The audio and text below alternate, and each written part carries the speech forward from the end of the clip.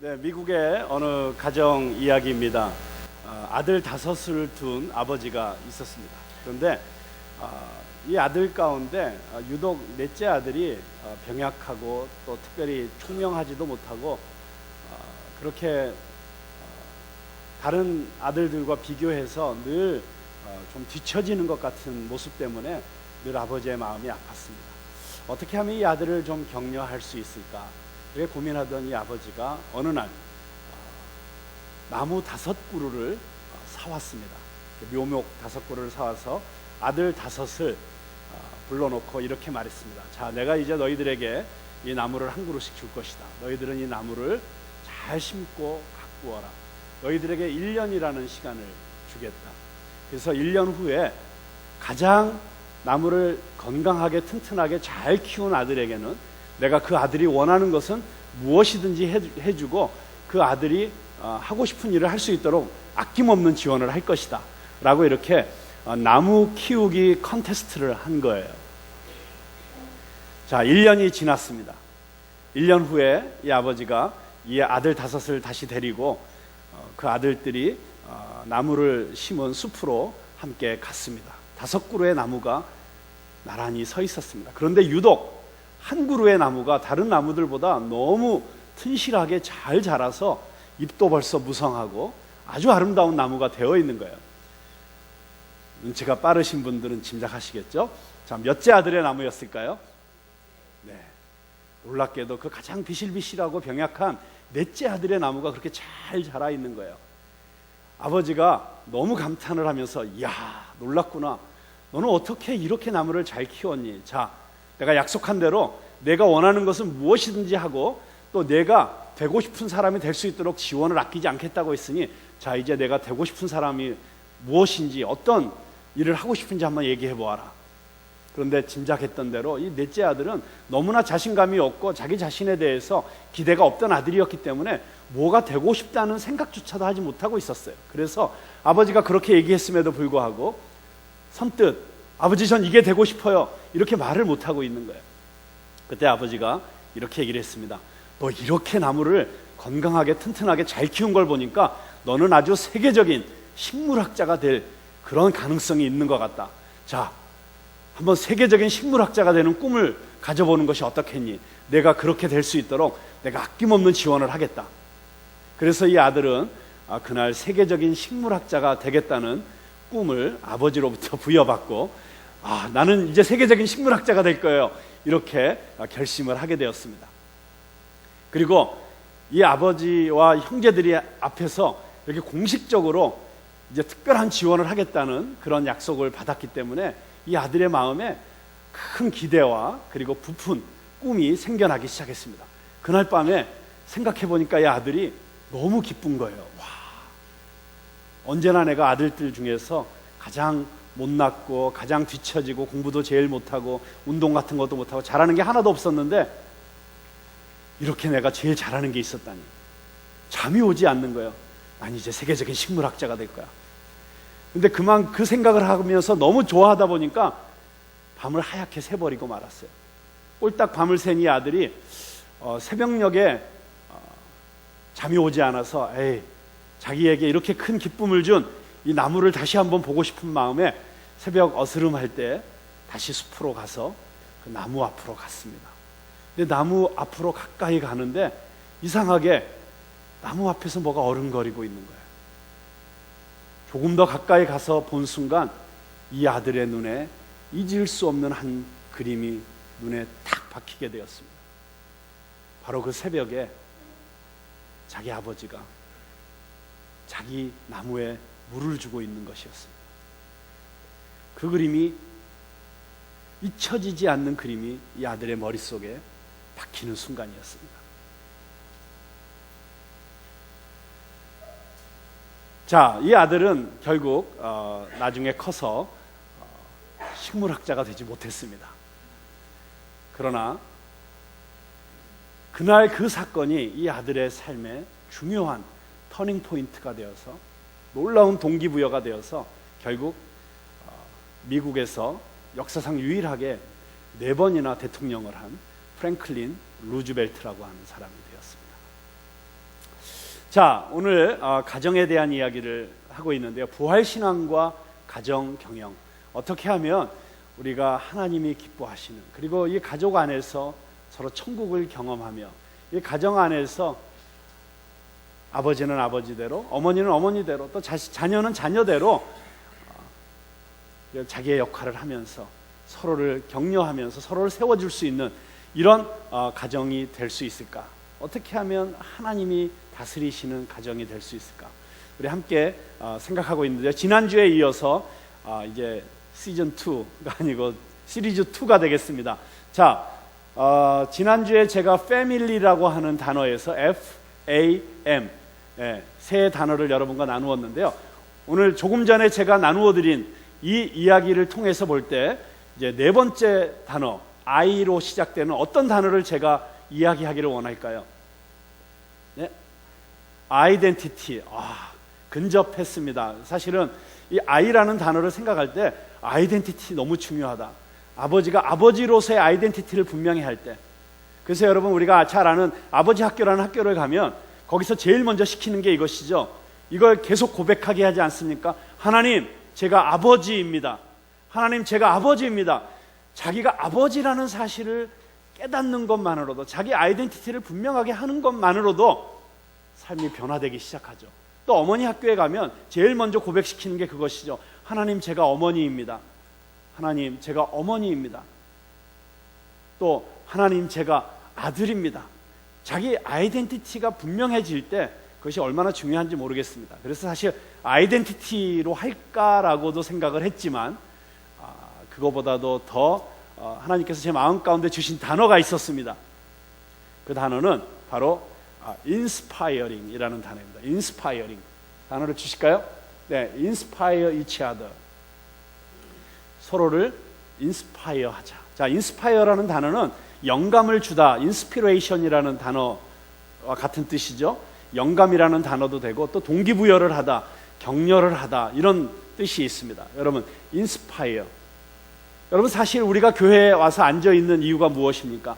이 예배를 통해서 우리가 inspired 되기를 원하는 것이죠. 동기부여를 받기를 원하는 것이고 감동받기를 원하는 것이고 내가 다시 한번 하나님의 사람으로서 일어나서 세상으로 나가고 싶은 그런 힘을 얻고 싶어서 이 자리에 앉아 계시는 것이잖아요. 그래서 여러분이 말은 안 하고 있지만 여러분 마음속으로 제가 나와서 설교를 할 때 목사님 제발 저를 인스파이어 해주세요. 그런 마음으로 이 자리에 앉아 계시는 거 아니겠습니까? 마찬가지로 여러분 정말 우리는 이 인스파이어링하는 커뮤니케이션이 필요한 것 같습니다. 무슨 말입니까? 여러분, 우리가 가정 안에서 때로는 너무나 우리가 원하는 대로 남편을 바꾸고 싶고 자식을 바꾸고 싶지만 우리가 그 일을 위해서 우리가 선택하는 방법은 복음적인 방법을 선택하는 것이 아니죠. 오히려 너무나 율법적인 그런 모습으로 다가갈 때가 너무나 많습니다. 너 이거 못하고 있잖아. 너 왜 이거밖에 못하니? 야단치고 윽박지르고 때로는 협박하고 네가 정 이런 식으로 하면 넌 더 이상 내 딸 아니야. 죄송해요. 얼마 전에 제가 한 얘기네요. 이렇게 자식을 협박해서 무언가 그 자식의 변화를 이루어내려고 하고 또는 남편에게도 온갖 협박과 조종과 이런 것들을 통해서 변화시키고 싶지만 자, 여러분, 우리가 너무 잘 알고 있는 사실은 그렇게 야단치고 협박하고 공갈치고 조종해서 과연 그 상대방이 우리가 원하는 모습으로 변하는 걸 보셨나요? 거의 불가능하다는 것을 여러분 아실 것입니다. 오히려 악순환이 반복되죠. 야단치면 칠수록 자식의 반항의 강도는 높아지게 돼 있고요. 남편을 조종하면 할수록 남편은 자꾸 밖으로 나가고요. 여러분, 그렇게 해서는 변화되지 않습니다. 그런데 인스파이어링, 우리가 조금 전에 이 아버지가 그 아들을 격려하기 위해서 했던 것처럼 그렇게 그 아들의 있는 모습 그대로를 받아들이면서 그러나 그에게 뭔가 율법적으로 무언가를 제시하고 너 이 단계가 돼야 돼 라고 하기보다는 오히려 그에게 감동을 주고 그에게 자신감을 불어넣어 줄 수 있는 이런 영감을 불어넣어주는 말과 행동을 우리가 할 수 있다면 우리 가족은 너무나도 축복받은 가정이 될 수 있을 것이라고 저는 믿습니다. 여러분, 그래서 한번 생각해 보세요. 내가 아내로서, 남편으로서 또는 부모로서 내가 어떻게 하면 내 아내를 더 격려할 수 있을까? 어떻게 하면 내 남편을 더 격려할 수 있을까? 어떻게 하면 내 자식을 더 격려할 수 있을까? 우리는 격려한다고 하면서도 사실은 말은 격려하고 있는데 그 말을 통해서 계속 넌 안 돼, 넌 이거밖에 안 되고 넌 아직 부족해라는 그런 메시지를 보내고 있을 수 있죠. 우리가 잘 아는 그 스티븐 코비라고 하는 성공하는 사람들의 7가지 습관이라는 책을 쓰신 분이 그런 경험을 했습니다. 그분도 자식이 9이나 있어요. 그래서 9이 있는데 다 공부 잘하고 똑똑한데 유독 한 아이가 공부도 못하고 운동도 못하고, 그래서 그 아이를 어떻게 하면 좀 격려하고 좀 더 나아질 수 있도록 할까라는 마음에 애가 학교에서 돌아오면 공부도 직접 가르쳐주고, 그리고 운동을 못하니까 데리고 나가서 야구도 같이 해주면서 뭔가 걔가 운동이든지 공부든지 잘할 수 있도록 열심히 격려를 하는데 잘 안 되는 거예요. 애는 왜 이럴까 고민하던 이 부부가 어느 날 둘이서 산책을 하면서 대화를 나누다가 놀라운 사실을 깨달은 거예요. 여보, 우리 아들이 공부도 못하고 운동도 못하는데 그게 왜 우리를 이렇게 힘들게 할까? 생각해 보니까 사실은 그 아들 자체 때문이 아니라 스티븐 코비의 아들이 공부를 이렇게밖에 못해? 이게 더 사실은 힘든 거예요, 마음에. 내가 최소한 이 정도의 사회적 지위와 명성을 가지고 있는 아버지와 어머니인데 그 자식이 공부를 요거밖에 못하고 학교에서 예체능 쪽으로도 소질이 하나도 없고 이런 게 견딜 수 없는 거예요. 이들이 깨달았어요. 우리 자식이 지금 우리를 힘들게 하는 게 사실은 우리의 자존심 때문이고 우리의 체면 때문이었구나. 그 사실을 깨달은 순간 이분들이 손을 잡고 회개하는 기도를 했다고 해요.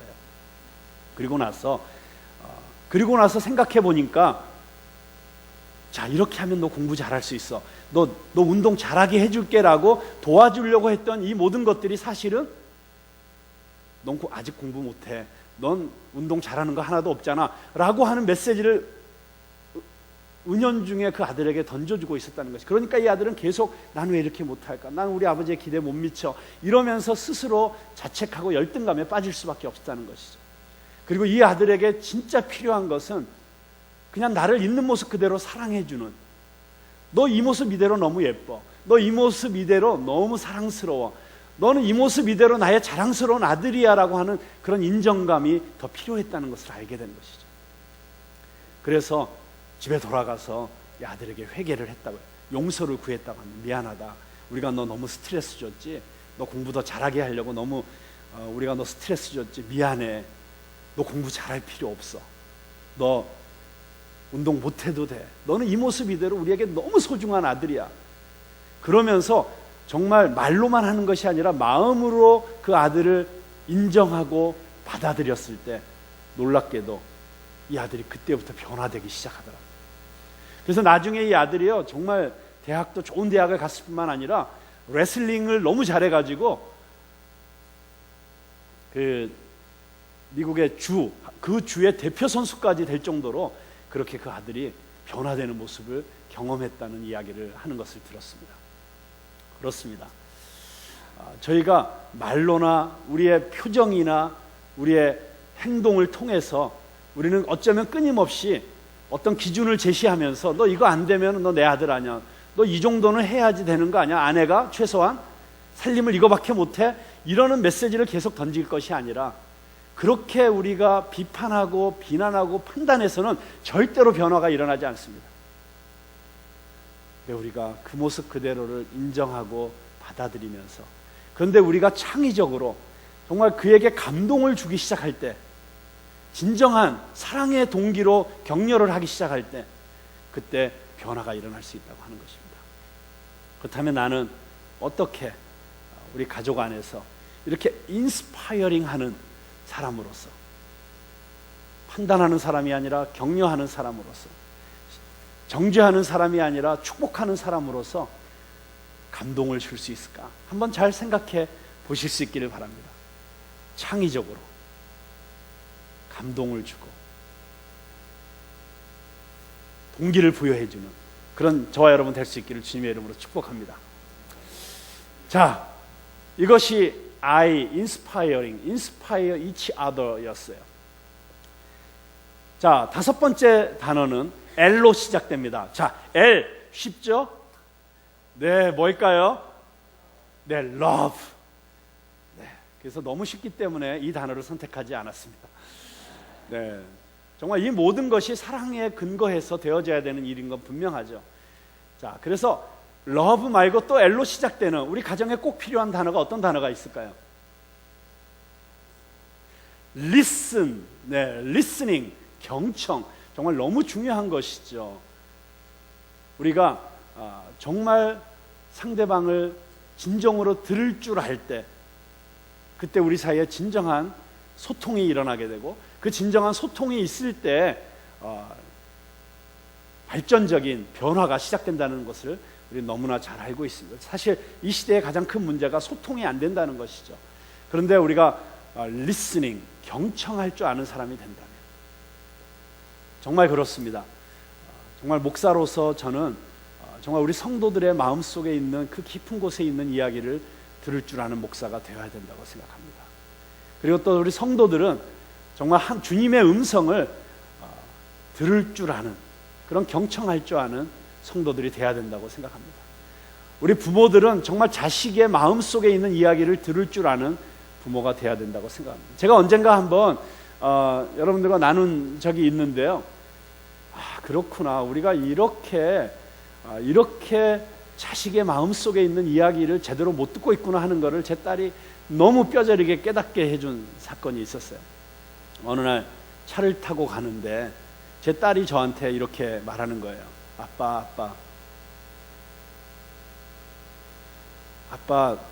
아빠는 아빠로서 딸을 이렇게 뚱뚱하게 크도록 만든 것에 대해서 미안하게 생각하죠. 그래서 제가 딸에게 그렇게 말했습니다. 딸아, 네가 이렇게 뚱뚱하게 된 것은 그 문제는 아빠의 책임이라기보다는 엄마의 책임이야. 왜냐하면 너의 식생활이라든가 이런 걸 관리하는 건 엄마가 해야 될 일이잖아. 그랬더니 딸이 또 딱 이렇게 얘기하는 거예요. 그렇지만 아빠도 자꾸 나보고 지인아 이거 맛있어, 지인아 이거 먹으면서 자꾸 저한테 뭘 먹였잖아요. 이렇게 얘기하는 순간 제가 갑자기 주님이 주시는 번쩍이는 생각이 탁 들어와서, 그래, 이럴 때 즉각적으로 자식에게도 회개하고 용서를 구하는, 잘못을 인정하고 용서를 구하는 그런 아버지의 모습을 보여주는 게 이게 맞는 거야 라는 생각이 마음속에 딱 감동이 와가지고 제가 즉각적으로 딸에게 그렇게 말했습니다. 지인아, 미안해. 네가 이렇게 뚱뚱하게 자라도록 아빠가 방치하고 또 어떤 의미에서는 방조한 것에 대해서 내가 정말 미안하게 생각한다. 날 용서해 줄 수 있겠니? 저는 우리 지인이가 너무 감동해서 눈물을 폭 쏟으면서 아빠 그렇게 말해줘서 고마워요, 용서할게요, 이럴 줄 알았어요. 그런데 이 딸이 가만히 있더니 저한테 이렇게 얘기하는 거예요. 아빠 그렇게 말하면 안 되지. 내가 이렇게 얘기하면 아빠는 지인아 넌 하나도 안 뚱뚱해, 그렇게 얘기했어야지. 그러니까 아빠도 나를 뚱뚱하다고 생각하는 거 아니야? 라고 저에게 얘기를 했습니다. 그렇구나. 그러니까 지인이가 그렇게 얘기했을 때 진짜 듣고 싶었던 얘기는 넌 하나도 안 뚱뚱해, 넌 이 모습 이대로 너무 예뻐.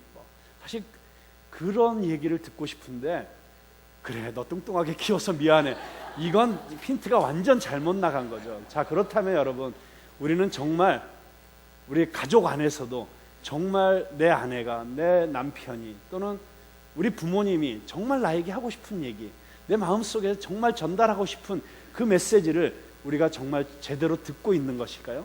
그런 의미에서 우리는 이 listening, 경청한다는 것 너무나도 중요한 단어라고 생각합니다. 그러나 저는 그것보다 오늘 조금 더 한 차원 더 깊은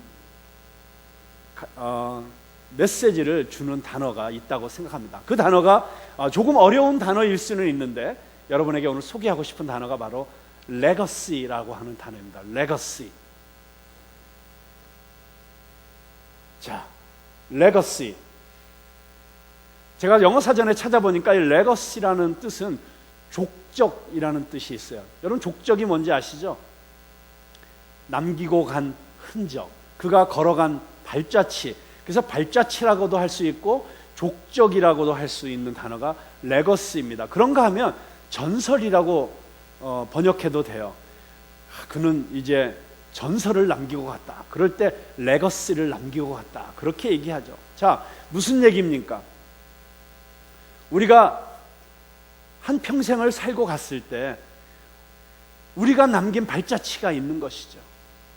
아버지가 이 세상을 떠날 때 아내와 그 자녀들이 아버지를 기억할 때 그 아버지의 삶이 통째로 이렇게 표현될 수 있는 한 이야기 또는 한 단어, 그게 족적이라고 할 수 있죠. 자, 나는 이 세상을 떠날 때 어떤 레거시를 남길 것인가? 나는 내가 떠난 이후에 남아있는 가족들에게 어떤 모습으로 기억되기를 원하는가? 그게 레거시라고 할 수 있습니다. 여러분 한번 생각해 보세요. 만약 여러분의 나이와 상관없이 내가 지금 이 세상을 떠나게 된다면, 갑자기 하나님께서 나를 급작스럽게 부르신다면 내가 떠난 자리에 어떤 레거시가 남을 것인가? 내 아내는 나를 어떤 모습으로 기억할 것인가? 내 아들은 나를 어떤 모습으로 기억할 것인가? 여러분 어떤 모습으로 남기를 원하십니까? 최근에 제가 어떤 글을 읽었습니다. 아주 가난한 교회에 평생 동안 목회를 하시다가 은퇴하시는 그 아버지를 찬하하면서 그 아들이 아버지를 기억하면서 쓴 글이었어요. 제가 그 글을 읽으면서 많이 울었습니다. 그리고 다시 생각했습니다. 나는 어떤 목사가 되기를 원하는가? 나는 어떤 목사로서 기억되기를 원하는가? 내 딸이, 저는 이제 딸이 하나밖에 없으니까 이 딸이 나중에 우리 아버지는 이런 목사였어요 라고 혹시 글을 쓸 때 내 딸은 어떤 마음으로 글을 쓸까 하는 것을 생각하게 만드는 그런 글이었습니다. 조금 길긴 하지만 제가 한번 읽어드리겠습니다. 그리고 이 이야기를 들으시면서 한번 여러분도 한번 생각해 보실 수 있기를 바랍니다. 나는 어떤 사람이 되기를 원하는가? 내가 이 세상을 떠났을 때 남아있는 사람들이 나를 어떻게 기억하기를 원하는가? 자, 이 글의 제목은 무능한 목사 아버지가 자랑스럽습니다 라고 하는 제목이었습니다. 그래서 제가 더 관심이 가서 읽게 되었습니다. 저의 아버지는 부산 서지방 부일교회의 김무송 목사님이며 오늘 대구 제1교회에서 은퇴 찬하 예배가 있습니다. 참석하지 못하는 마음을 글로 대신합니다.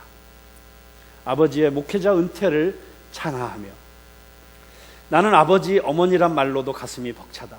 우리 가족은 아버지 어머니 아들만 3형제 이렇게 5식구다.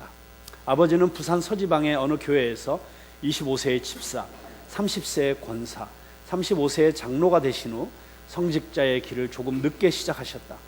부교역자 생활을 하시던 중 1983년에 부산 동지방의 어느 교회를 개척하시고 1999년에 서지방으로 옮기셔서 목회하셨다. 단독 목회는 2개 교회에서 27년간 하시고 이번에 1년 앞당겨 자원 은퇴를 하신다. 내가 철없던 시절 아버지를 통하여 느낀 목회자의 모습은 가난, 희생, 봉사뿐이라고 느꼈었다. 유창한 설교를 통하여 부흥시키는 목사님이 되길 바란 적도 있었고 재미난 설교로 청중을 모으는 능력을 지닌 목사님이 되길 바란 적도 있었다. 하지만 아버지는 항상 평범한 설교를 하는 조그만 교회의 목사님으로 27년을 지나셨다. 우리가 어린 시절 김치보다 고구마 줄기 반찬을 많이 먹이셔야 했었고 때로는 간장을 아들에게 반찬으로 주셔야 했었고 어떤 날은 눈물 젖은 눈으로 쌀이 떨어졌다고 하셨고 주스가 먹고 싶은 아들에게 주스에 물과 설탕을 타서 희석시켜 주셨던 아버지다. 떠먹는 요구르트가 나온 지 3, 4년이 지난 후에야 처음으로 우리에게 사주시고 온 가족이 그 신맛 때문에 맛이 상한 것 같다고 가게에 항해하러 갔다가 이상한 사람 취급을 받았던 우리 가족. 내가 고등학교 졸업할 때까지 단 한 번도 가족끼리 삼겹살 외식도 못 시켜준 가장이 나의 아버지다. 형이 고등학교 3학년일 때 학급 지원금 5만 원을 못 내셔서 키 작은 우리 형을 제일 뒷자리에 앉히신 아버지. 둘째인 나는 초등학교 5학년 때 심한 급성 간염으로 입원시키라는 의사 말에도 3개월간 집에서 휴양시키셨던 아버지. 동생은 영양이 부족하여 소화 결핵이 걸려 투병하는 모습을 묵묵히 지켜보시던 아버지가 바로 나의 자랑스러운 아버지시다. 아버지는 27년간 새벽 예배까지도 한 번도 빠지지 않고 홀로 인도하셨고 한 번도 휴가가 없었던 무능한 목사님이 나의 자랑스러운 아버지시다. 못하는 설교 준비는 뒤로 하고 27년간 교회 청소와 화장실 청소를 하신 설교 전문 목회자가 아닌 미화 전문 목회자였던 나의 아버지. 장단 맞춘다고 27년간 교회에 부엌 일을 하셨던 어머니, 그분들이 이제는 자랑스럽다. 2009년 만장일치로 부산 서지방 감리사로 추대되시고도 감리사직을 사양하신 목사님이 우리 아버지다. 훌륭한 분들은 감독님, 감독회장님도 하시는데 훌륭한 나의 아버지는 감리사도 못하시고 은퇴하신다. 은퇴하시면서도 교회에서 빈손으로 나오시며 헌금 더하지 못해 죄스러워하시는 가난 전문 우리 아버지. 퇴직 적립금도 중간에 정산하셔서 전액 헌금하신 우리 아버지. 결혼 후 이제까지 40년간 추수감사 헌금은 무조건 한 달 수입 전액을 바치셨던 무모한 우리 아버지. 30년 전 운전면허 따시고 좋아하셨는데 결국 티코도 한번 운전 못 해보신 우리 아버지. 하지만 가난 속에서도 이웃을 도우시고 가족을 위해 항상 기도하시고 매일매일 전 교인의 이름을 불러가며 기도하시고 괄호 열고 교인이 많지 않아서 가능함 희생하시던 우리 아버지가 이제는 감히 자랑스럽다. 아들 한 명은 목회하기를 내심 바라셨지만 아버지의 가시밭길 같은 목회를 보면서 우리는 절대 그렇게 살지 않기로 의기투합했던 우리 삼형제가 조금 부끄러워진다. 어린 시절 철없이 하나님께 30배, 60배, 100배 열매 주신다고 하셨으니 내가 어른이 되면 아버지보다 30배, 60배, 100배 돈 벌게 해주세요 라고 어이없는 기도를 한 나에게 그 기도를 넘치게 이루어 주신 하나님은 아마도 나의 기도가 아닌 아버지의 기도에 응답하신 것 같다. 지금 형은 세계 1위라고 하는 S전자의 책임 연구원이 되었고 나는 전문의가 되어 개원하였고 동생은 한의사가 되었다. 세 명이 지금의 모습이 되기까지 수많은 우여곡절이 있었는데 지금 생각해보니 어느 것 하나도 하나님의 역사하심이 아닌 것이 없다. 아마 이제껏 가난하게 사신 아버지를 잘 모시라는 하나님의 뜻인 것 같다. 아버지에게 축복하시면 또 다 바치고 가난하게 지내실 것 같으셔서 아들들에게 맡기시는 하나님의 센스가 아닐까 싶다. 이 모든 것이 아버지의 기도와 희생의 결실이라는 것에 우리 삼형제는 의심의 여지가 없다. 지금 지나고 보니 매주일 하셨던 아버지의 설교는 항상 평범했지만 아버지의 70년 인생 자체가 가장 길고도 위대한 설교였다. 그것을 마흔이 되어서야 이제 깨달았다. 깨닫고 보니 아버지가 은퇴하신다. 돌이켜보면 인간적으로 가족의 추억은 가난과 어려움뿐이지만 하나님 앞에서는 은혜와 축복뿐인 세월이었다.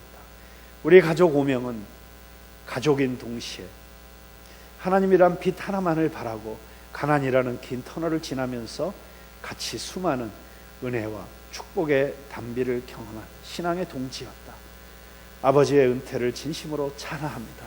하나님 아버지께 모든 영광 돌립니다. 네, 이 글을 들으시면서 이제 우리 목사님도 퇴직금을 빨리 정산하셔서 교회 건축원금을 하시겠구나, 또 우리 목사님이 좀 달라지시겠구나, 저를 생각하신 분들은 많지 않으셨겠죠. 저는 이 글을 읽으면서 그렇구나, 정말 가난하지만 이 가족에게는 그 무엇 어떤 풍요로움으로도 줄 수 없는 놀라운 레거시가 새겨졌구나. 여러분, 우리가 자녀들에게 줄 수 있는 가장 큰 축복은 그런 모습이 아닐까요? 우리 어머님은 정말 부동산 투기를 잘하셔서 우리에게 아파트를 5채씩 남겨주고 가셨습니다. 여러분, 그게 우리의 레거시가 될 수는 없는 것이죠.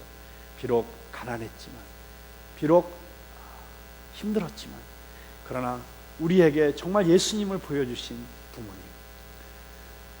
정말 어려움 속에서도 믿음을 잃지 않았던 우리 부모님, 이런 모습을 우리가 자녀들에게 남기고 가야 되지 않겠습니까?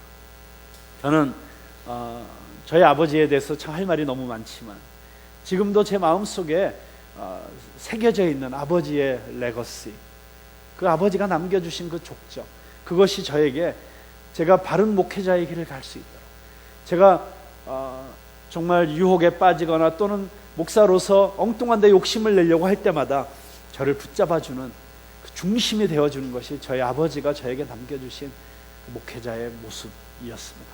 자, 그렇다면 우리는 어떤 모습으로 우리 자녀들에게 우리의 레거시를 남기기를 원하십니까? 지금부터 한번 고민해 보시죠. 나는 어떤 모습을 내 자녀에게 남기고 싶은가? Create your legacy. 여러분 자신의 그 족적을 한번 만들어갈 수 있게 되기를 바랍니다. 자, 마지막 Y입니다. 자, Y. 아유, 정말 어려웠어요. 자, Y로 시작되는 어떤 의미 있는 단어가 있을까요? 예? Yes. 그렇죠? 우리는 무조건 예라고 말하는 우리 가족들이 되어야 되지 않을까요? 네, 그렇게 생각할 수도 있겠습니다. 네, 아니면 여러분 Y로 시작되는 단어 중에 정말 우리 가족에게 꼭 필요한 단어는 이런 단어가 아닐까요? 혹시 생각나는 단어가 있으세요? 네? 영. 네. 무슨 뜻이죠? 네. 그러니까 그 영이라는 단어는 어떤 의미로? 늘 젊어지자. 네. 생각이 젊어지고, 네. 젊은 사고를 하자. 네. 좋은 얘기 같습니다. 또 다른 단어. 네. 바로 말씀드리겠습니다. 조금 어려운 단어긴 한데 죄송해요. 이 후반부는 갈수록 단어가 어려워져서. 근데 이런 단어 혹시 들어보셨어요? yearning이라는 단어. yearning. 자, yearning이라는 단어. Y-E-A-R-N-I-N-G. yearning. 자, yearning이라는 단어 혹시 사전을 찾아보시면 이렇게 되어 있을 겁니다. 갈망, 동경, 그리움. 무엇인가를 정말 간절히 바랄 때 그것을 yearning한다고 하거든요. 자, 이것은 우리의 꿈이라고도 할 수 있고, 네, 우리의 소망이라고도 할 수 있습니다. 여러분, 잠언에 보면 비전이 없는 백성은 망한다라는 이런 말씀이 있죠. 네, 꿈이 개인이나 가족이나 민족이나 꿈이 없는 민족은 멸망할 수밖에 없습니다. 쇠퇴할 수밖에 없습니다. 그래서 우리 가족에게도 꿈이 있어야겠다. 우리 가족에게도 우리 가족이 함께 바라볼 수 있는, 우리 가족이 간절하게 바라는 그런 어떤 동경하는 대상이 있어야겠다. 네, 이런 차원에서 yearning이라는 단어를 말씀드렸습니다. 자, 근데 우리 가족이 정말 간절히 바라고 사모해야 되는 그런 대상이 있죠. 자, 오늘 이 결론을 말씀드리기 전에 제가 여러분에게 이런 말씀을 좀 드리고 싶습니다. 제가 지난주에 패밀리라는 주제를 가지고 말씀을 전하면서 이게 있어야 돼요. 펀이 있어야 돼요. 또 상호 존중이 있어야 돼요. 또 권위가 있어야 돼요. 이런 얘기를 하고 났더니 예배가 끝나고 나서 저에게 와서 이렇게 얘기하시는 분들이 많았어요. 아유, 목사님, 제가 너무 찔려요.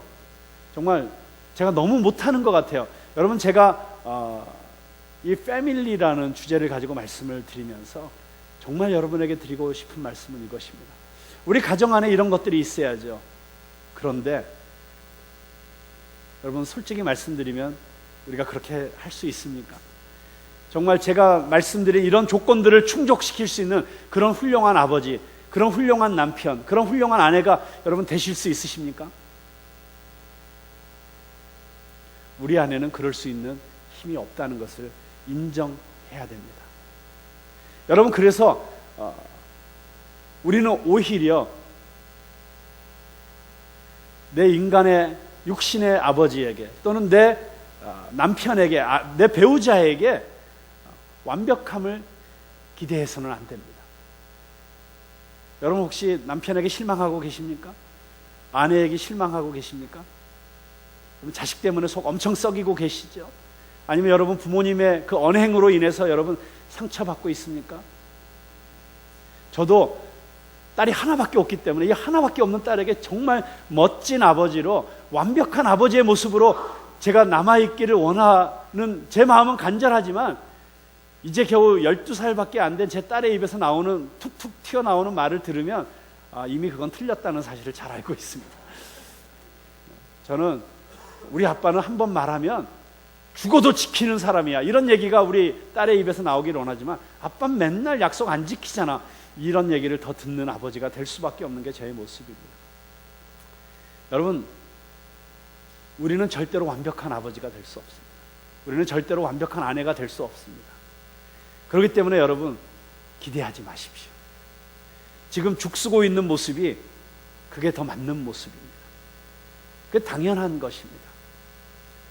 오히려 그 죽쓰고 있는 모습을 통해서 우리는 누구를 바라봐야 됩니까? 예수 그리스도를 바라봐야 되는 것입니다. 여러분, 남편에게 채움받지 못했다고 해서 인생 끝난 것처럼 생각하지 마십시오. 우리의 완벽한 남편 되시는 예수님이 우리를 받아주시고 계십니다. 여러분, 부모님으로부터 충분히 사랑받지 못했고 오히려 상처만 받았다고 생각하고 계십니까? 여러분, 우리의 완벽한 아버지가 되시는 예수 그리스도께서 우리를 사랑하시고 계십니다. 우리를 품어주시고 계십니다. 여러분, 그러기 때문에 정말 우리 가정이 진정 행복한 가정, 천국을 경험하는 가정이 되기 위해서는 우리 가족 모두가 예수 그리스도를 사모해야 됩니다. 더욱더 예수님을 바라보아야 됩니다. 남편은 남편으로서, 아내는 아내로서, 부모는 부모로서, 자녀는 자녀로서 우리가 우리를 무조건적으로 용납하시고 우리의 완벽한 남편이 되어주시고 우리의 완벽한 아버지가 되어주시는 예수님을 바라보고 그 안에서 사랑을 누리고 그 안에서 용납됨을 누리고 그 안에서 온전한 이해를 경험하게 될 때, 그때 우리는 보다 더 나은 아버지가 될 수 있습니다. 보다 더 나은 남편이 될 수 있고 아내가 될 수 있습니다. 여러분, 인간은 어쩔 수 없는 존재라는 사실을 인정하는 것, 그것이 복음의 시작입니다. 우리 안에는 흠모할 만한 것이 없고 우리 안에는 자랑할 만한 것이 아무것도 없는 것을 우리가 깨달아야 됩니다. 그리고 우리의 유일한 소망은 예수 그리스도에게밖에 없다는 사실을 우리가 깨달을 때, 그리고 예수님을 바라보기 시작할 때, 그때 비로소 우리의 가정이 변화되기 시작할 것입니다. 그래서 오늘 이 패밀리 시리즈를 마치면서 정말 우리가 동경해야 될, 우리가 간절히 사모해야 될 것은 그 다른 어떤 것도 아니고 오직 예수님. 그래서 우리 예수 그리스도를 향한 이 yearning, 예수님을 더 갈망하는 이 yearning이 우리 안에 있게 될 때, 예수 그리스도가 그래서 우리 가정에 충만하게 임재하실 때, 예수님이 우리의 가정의 주인이 되어서 다스리실 때, 우리 가정은 비로소 올바른 방향으로 나아가게 될 것이고, 우리의 부부의 관계가 회복되기 시작할 것이고, 부모와 자식들의 관계가 달라지기 시작할 것입니다. 우리를 판단하시지 않으시는, 우리에게 요구하시지 않으시고 먼저 사랑해 주시고 먼저 은혜를 베풀어 주시는 그 예수 그리스도가 우리 가정에 충만하게 되시기를 주님의 이름으로 축원합니다. 그렇습니다, 여러분. 우리가 신앙생활을 잘못하다 보면, 또는 저의 이런 메시지를 들으면서도 우리가 잘못 받아들이게 되면, 그래, 내가 좋은 남편 되려면 이거 있어야 되는데 나는 그거 못하니까 나는 빵점 남편이야, 나는 빵점 아버지야, 이렇게 죄책감을 드리기 위해서 여러분에게 이 말씀을 드리는 것이 아닙니다. 그것이 아니고, 어떻게 하면 우리가 이런 남편이 될 수 있고 이런 아버지가 되고 이런 어머니가 될 수 있을까요? 그것은, 그 키는 오직 하나, 예수 그리스도께서 내 안에 살아계실 때, 그리고 내가 예수 그리스도의 은혜와 사랑과 복음을 경험하게 될 때 그 사랑이 우리를 변화시켜 가게 될 것입니다. 내가 예수님과 더 가까이 가면 갈수록, 예수 그리스도께서 내 안에 더욱더 충만하게 임재하면 할수록 우리는 더욱 오늘 성경에서 우리가 발견한 이런 놀라운 원칙들을 삶으로 살아낼 수 있는, 그 복음이 우리의 삶의 실제가 되는 삶을 살 수 있게 될 것입니다. 그래서 오늘 이 시간에 우리가 한번 같이 기도했으면 좋겠습니다. 우리 같이 기도할 때 먼저는 어쩌면 이 말씀을 들으면서 여러분 안에 좀 찔림이 있었고 회개하는 마음이 있었을 수도 있습니다. 자신의 부족함을 정직하게 주님 앞에 고백하는 기도를 드렸으면 좋겠습니다. 내가 남편으로서, 아내로서 부족했었던 것을, 내가 그렇게 버럭 소리 지르고 오바해서 화냈던 것들, 아마 생각나는 것들이 있을 거예요. 내가 부모로서 자식들에게 자식들을 존중하기보다는 내 꿈을 오히려 투사해서 너 이거 좀 되고 내가 못 갔던 대학 좀 가지고 내가 못 벌었던 만큼 네가 좀 벌어주고 뭐 이런 것들을 강요했던 모습들이 있었다면 아마 회개하고 싶은 마음이 드실 거라고 생각합니다. 먼저 주님 앞에 여러분이 회개하고 싶은 그런 것들이 있다면, 생각나는 것들이 있다면 이 시간 십자가 앞에 그 모든 것들을 내려놓고 회개할 수 있기를 바랍니다. 그리고 주님을 다시 한번 바라보십시오. 그리고 완벽한 남편이 되신, 완벽한 아버지가 되신, 그리고 우리를 위해서 이미 모든 것들을 다 행하신 그 주님을 바라보실 수 있기를 바랍니다. 우리 이 시간에 함께 기도하겠습니다.